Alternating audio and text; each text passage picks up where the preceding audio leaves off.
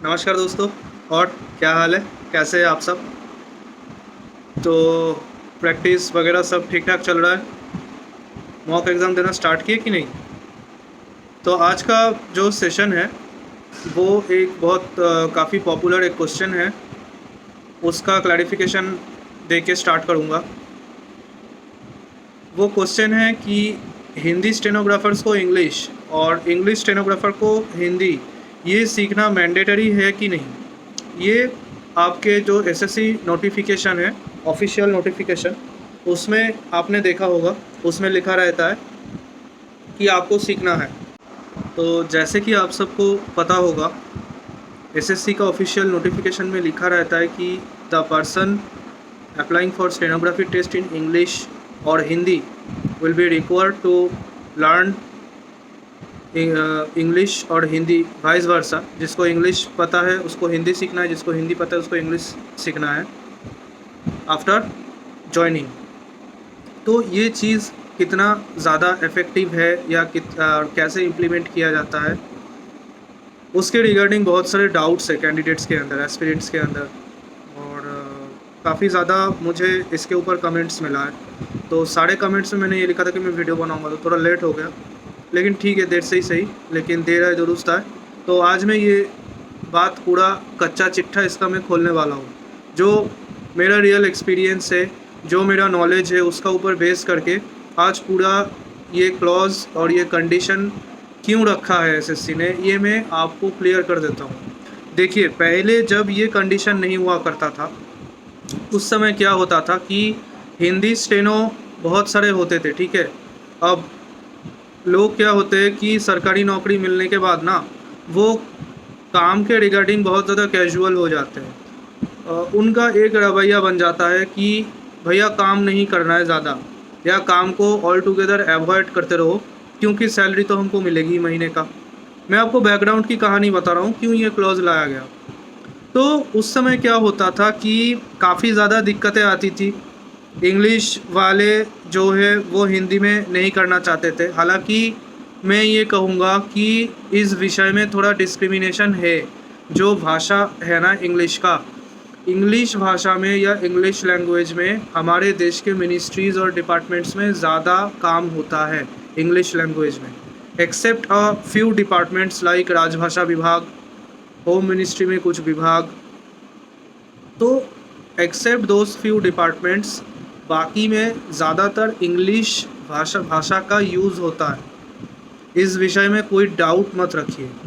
लेकिन आपका जो सिलेक्शन होगा, जो कट ऑफ वगैरह बनेगा, जो चांस बनेगा बोथ इंग्लिश और हिंदी, उसका 50-50 चांस रहता है। दोनों का ही बराबर का चांस रहता है।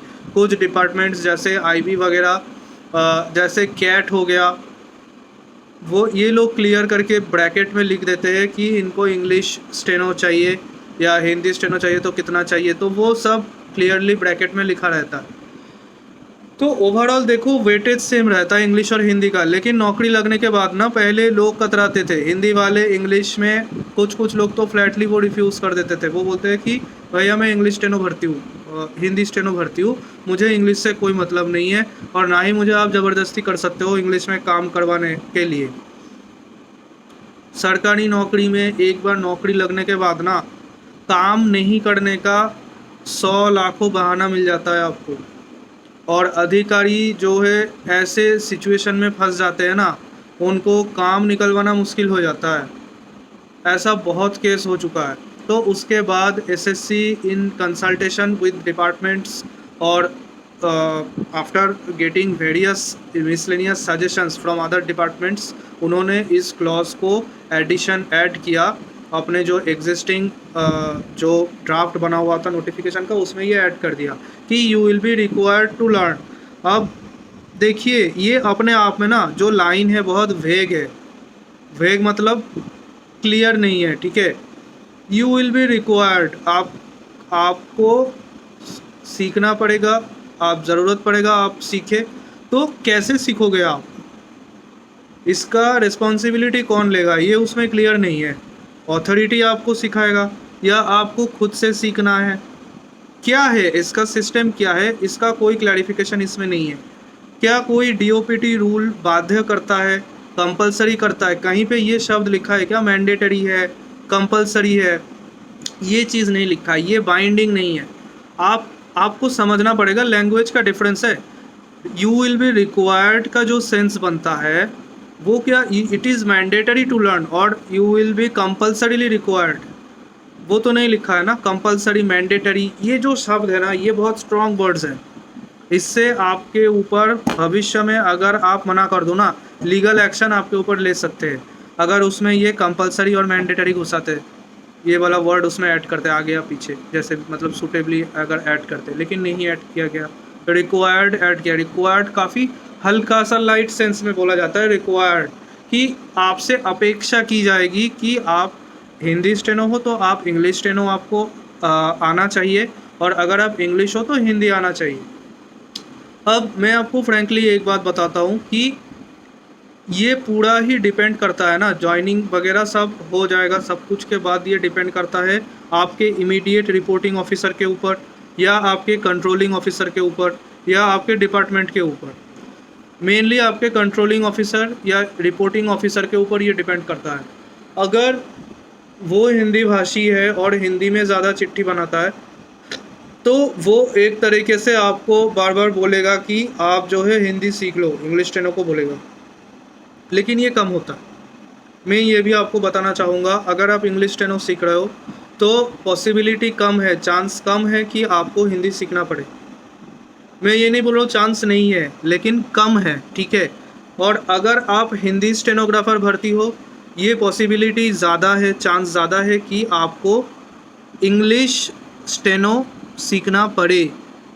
देखिए, काम आपको इंग्लिश में ही करना है, ठीक है, और उसमें कोई दिक्कत नहीं आता।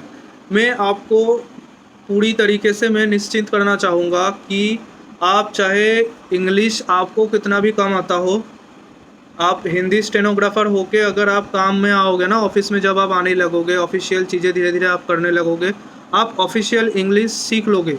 ऑफिशियल इंग्लिश फाइल चलाना, ये वो चलाना, इतना कुछ वो बड़ी बात नहीं है, आप आराम से कर लोगे।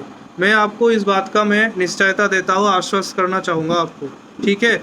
मैंने देखा है कि हिंदी पूरे अपने ज़िंदगी में हिंदी मीडियम से पढ़ा हुआ लड़का, मेरा दोस्त, हाँ, इलाहाबाद प्रयागराज का मेरा दोस्त, वो इंग्लिश में आज आईजी का पीए है। इंग्लिश में चिट्ठी वगैरह सब कुछ करता है, डिक्टेशन लेता है, सब कुछ करता है, लेकिन उसने इंग्लिश स्टेनो सीखा नहीं। तो इस बात का क्या है, देखिए, मैं यहाँ पे आपको मैं 2 ऑप्शन दे सकता हूँ, ठीक है। फर्स्ट ऑप्शन ये है कि आप अथॉरिटी को बोलो, ISTM का कोर्स होता है, सरकारी कोर्स होता है, वहाँ पे आपको हिंदी, अगर आप इंग्लिश स्टेनो हो, आपको हिंदी टंकन या हिंदी आशुलिपि में आपको कोर्स करवाया जाए, उसके लिए आपको भेजा जाए। आप अप्लाई करोगे, अथॉरिटी को एप्लीकेशन लिखोगे, लेटर लिखोगे कि मुझे सीखना है, और वो आपको भेज देंगे। वो आप फ्री ऑफ कॉस्ट आराम से रह के, अकोमोडेशन अलाउ करते हैं, खाना देते हैं, सब कुछ देते हैं, आप हिंदी सीख के आओ, आप एक्स्ट्रा इंक्रीमेंट आपको मिलेगा। पता है, अगर हिंदी स्टेनो या हिंदी टंकन सीखोगे ना, हिंदी आशुलिपि सीखोगे इंग्लिश वाले को, उसमें आपको एक्स्ट्रा इंक्रीमेंट लगेगा, आपका एडवांस इंक्रीमेंट लगेगा। ये एक चीज़ हो गया, ये हो सकता है, ये फ्री ऑफ कॉस्ट आप सीखते। ISTM का वेबसाइट में आप जाओगे, पूरे साल का वहाँ पे पूरा वेरियस गवर्नमेंट टॉपिक्स के ऊपर कोर्स चलता रहता है, उसमें आपको आशुलिपि का भी मिल जाएगा। अगर आप हिंदी स्टेनो भर्ती हो, इंग्लिश स्टेनो आपको सीखना है, सेम ISTM में आपको इंग्लिश स्टेनो का कोर्स मिल जाएगा, आप आराम से कर लो। एप्लीकेशन वगैरह ऑनलाइन होता है, उसके बाद आप अपने कंट्रोलिंग ऑफिसर से परमिशन ले लो, उसका चिट्ठी दे के, ठीक है, तो वो हो जाएगा, आपको हर चीज़ का रिइंबर्समेंट मिल जाएगा, ठीक है। वैसे तो आपको फ्री अकोमोडेशन मिलेगा, अगर घर रूम सब बुक भी हो जाता है, कहीं भी रह लो, आपको अकोमोडेशन का आपका रिइंबर्समेंट हो जाएगा। ये बात हो गया, और आने जाने का टिकट भी रिइंबर्समेंट होगा, ठीक है, ये हो गया। आप टेंशन फ्री रहो। आप अगर सरकारी नौकरी में ज्वाइन किए हो ना, तो ये आप you are the responsibility of the government of India. Government of India पूरी तरीके से आपका देखभाल करेगा, अपने नौकरी का देखभाल करेगा, आप काम करें उस लायक आपको सूटेबल एनवायरनमेंट प्रोवाइड करेगा।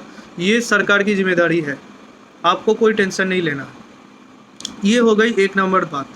दूसरे नंबर बात जो मैं ये बोल रहा था, जो मैं अपने दोस्त के बारे में बोल रहा था ना, वो देखिए, ऑफिसर लोग ना डिक्टेशन कभी देते हैं, कभी बता देते हैं कि इसका एक चिट्ठी ऐसे ऐसे लिख के बना दो। तो आप उसमें हिंदी का एप्लीकेशन मिलता है, वेरियस टाइप का हिंदी एप्लीकेशन मिलता है, जो गूगल क्रोम में आप डाउनलोड कर लो हिंदी एप्लीकेशन, और नीचे आपका जहाँ लैंग्वेज का वो होता है ना, उसमें क्लिक करके आप हिंदी क्लिक कर दो। अब जैसे आप ऐसे ऐसे टाइप करोगे, टाइप करते ही आपका जो वर्ड टाइप होगा ना, उसके नीचे आपका 4-5 सजेशन ऐसा आता रहेगा, जिसमें आपको हिंदी शब्द उसमें लिखा हुआ होगा, वो सेम इंग्लिश वर्ड का हिंदी शब्द आपको लिखा हुआ मिल जाएगा। उसमें आप कीबोर्ड से ऐसे डाउन करके क्लिक करोगे या माउस से क्लिक करोगे तो वो हिंदी उसमें आ जाएगा। तो ऐसे आप आराम से हिंदी छाप सकते हो, कोई बड़ी बात नहीं है भाई। मैंने हिंदी में बहुत लेटर बनाया है। तो ये सब करते हैं। गूगल ट्रांसलेटर तो मैं छोड़ ही दिया, उसका मैं बात ही नहीं कर रहा हूँ। MS वर्ड में ही आपका वो एप्लीकेशन है जिसमें आपका हिंदी ऑटोमेटिक लोड हो जाएगा, और हिंदी वाले आप इंग्लिश ऑटोमेटिक आपका लोड हो जाएगा। तीसरा चीज़ ये है कि आप अगर हिंदी स्टेनो से हो ना, आप इंग्लिश वर्ड को हिंदी जैसे आप लिख सकते हो। जैसे आप हिंदी कैसे लिखोगे, ह उसका ई का मात्रा देके नौ द बड़े ई का मात्रा देके ऐसे हिंदी लिखोगे ना, आप उसको इंग्लिश में जैसे हम लोग SMS में नहीं लिखते HINDI हिंदी, उसी का शॉर्ट हैंड आप लगा लो, TH दो, N दो, D दो, नीच में डबल डैश दे दो। जो इंग्लिश वाले हैं वो ऐसे हिंदी का डिक्टेशन ले सकते हैं, और हिंदी वाले इंग्लिश का डिक्टेशन ऐसे ले सकते हैं जैसे SMS का लैंग्वेज होता है वैसे। जैसे हिंदी में जैसे आपको कहा कि आपको अवगत किया जाता है कि अवगत आप क्या लिखोगे, ABGAT अवगत। अवगत के लिए आप B देना, गे देना, T देना। अवगत किया जाता है, किया के लिए के थर्ड पोजीशन में डॉट। थोड़ा प्रैक्टिस कर लोगे आराम से हो जाएगा। तो ये जुगाड़ वाला पॉलिसी है, ठीक है। इसमें आप जुगाड़ लगा सकते हो वैसे ऐसे करके। मतलब भाषा आपका हिंदी होगा लेकिन स्टेनो आप इंग्लिश का करोगे, या भाषा इंग्लिश का होगा स्टेनो आप हिंदी का करोगे। समझ रहे हो? तो ऐसे करके आप कर सकते हो। ये बात हो गया। तो बहुत लोग मतलब ऐसे ही सब लोग काम कर रहे हैं, इसमें कोई वो बड़ी बात नहीं है। और मैं आपको ये बोल रहा हूँ कि पॉसिबिलिटी बहुत कम है कि आपको ज़बरदस्ती किया जाएगा कि भैया तू सीख। ऐसे ज़बरदस्ती नहीं किया जाता है। देखिए MEA या कुछ डिपार्टमेंट है जहाँ पे इंग्लिश बहुत ज़्यादा कंपलसरी है, मेनली फॉरेन मिनिस्ट्री में। तो वहाँ पे अगर आप हिंदी स्टेनो ज्वाइन करते हो तो उसमें इंग्लिश आपको कंपलसरीली सीखना ही पड़ेगा, और वो डेडलाइन भी फिक्स कर देते हैं, वरना वो प्रोबेशन क्लियर नहीं करते। तो ये चीज़ है, ठीक है। ये मैं आपको जानकारी के लिए मैं बता देना चाहता हूँ कि वैसे तो MEA और राजभाषा विभाग वगैरह छोड़ के आप कोई भी डिपार्टमेंट में जाओगे ज़्यादातर काम इंग्लिश में होगा, लेकिन हिंदी स्टेनोग्राफर आराम से वो ऑफिशियल काम कर सकता है, ठीक है। इतना इंग्लिश का नॉलेज सबको होता है, बेसिक नॉलेज सबको होता है। आप जब रिटन क्लियर करके एग्ज़ाम निकल के आप आए हो ना, आप आराम से ऑफिस का कोई भी काम कर लोगे। मैं ये आपको एश्योरेंस देता हूँ, आप बिल्कुल टेंशन मत लो। आपका पूरा फोकस अभी सिर्फ होना चाहिए एग्ज़ाम के ऊपर, Tier 1 पेपर के ऊपर, और कहीं और स्किल डेली आपको प्रैक्टिस करना है, टच में रहना है। इसके अलावा कहीं और ध्यान देने का आपको ज़रूरत ही नहीं है, ठीक है। सब कुछ सॉर्टेड है। आप बस एग्ज़ाम निकालो, पेपर निकालो और नौकरी लो। बाकी का बाद में वो होता रहेगा, कोई दिक्कत वाली बात नहीं है, मैं बता रहा हूँ, ठीक है। आप बिंदास रहो, प्रैक्टिस करो आराम से, और कोई भी परेशानी मत रखो अपने दिमाग में। फोकस एक रखो अर्जुन की तरह, सिर्फ मछली की आँख देखो और कुछ नहीं, ठीक है। चलिए गाइस, मिलेंगे नेक्स्ट वीडियो में, और प्रैक्टिस करते रहिए। Take care, bye.